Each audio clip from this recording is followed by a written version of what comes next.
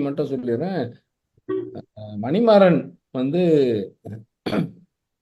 சில விஷயம் அப்படியே சும்மா நம்மளை உற்சாகப்படுத்துற மாதிரி அவர் சொல்லி விட்டுருவாரு. அதெல்லாம் இருந்தாலும் ப்ராக்டிக்கலான ஒரு விஷயத்த சொல்ல விரும்புகிறேன். Federation of student organisation FSO நம்ம உருவாக்கின பிறகு ரொம்ப அதிக அளவில் நிகழ்வுகளை அதை வைத்து நடத்திக்கிட்டு இருக்க ஒருத்தர் யாருன்னா அது மணிமாறன்.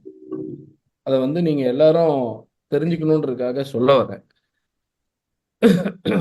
இந்த கூட்டமைப்புன்னு ஒன்று உருவாக்குற வரைகளை தான் அது ஒரு புதிய முயற்சியா இருந்தது. உருவாக்கிட்ட பிறகு என்ன ஆயிடுச்சுன்னா அதை தொடர்ந்து பயன்படுத்துற ஒருத்தரா மாறினது யாருன்னா மணிமாறன் ரொம்ப முக்கியமா. ஏன்னா அங்க இருக்கக்கூடிய முற்போக்கான அத்தனை இயக்கங்களையும் ஒன்றை இணைப்பதிலையும் கடந்த வாரம் கூட ஏதோ ஒரு இது அவரு இன்னும் நம்மளை சும்மா அது பேருக்காக நம்மளை என்கிட்ட சொல்றது கருத்தரங்கு சொல்லியிருக்கீங்க அதுக்கு தலைப்பு கொடுங்கன்றதெல்லாம் அதெல்லாம் சும்மா நம்மளை ஏமாத்தி சொல்ற வார்த்தை. அதெல்லாம் யாரும் ஏமாந்துருக்கீங்க.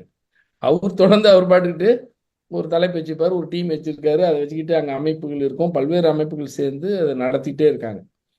அந்த ஒரு போராட்ட குணம், அந்த ஒரு முனைப்பு எல்லார்கிட்டையும் வந்தா நிச்சயமாவே நான் சொல்றேன், இந்த இயக்கத்தை யாராலும் விடுத்த முடியாது.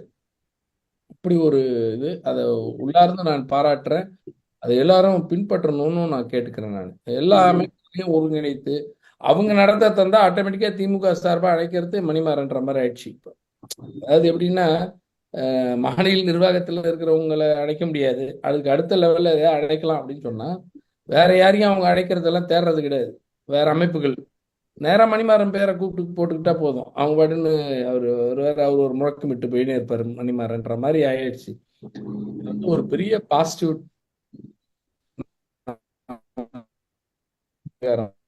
எல்லா இயக்கங்களையும்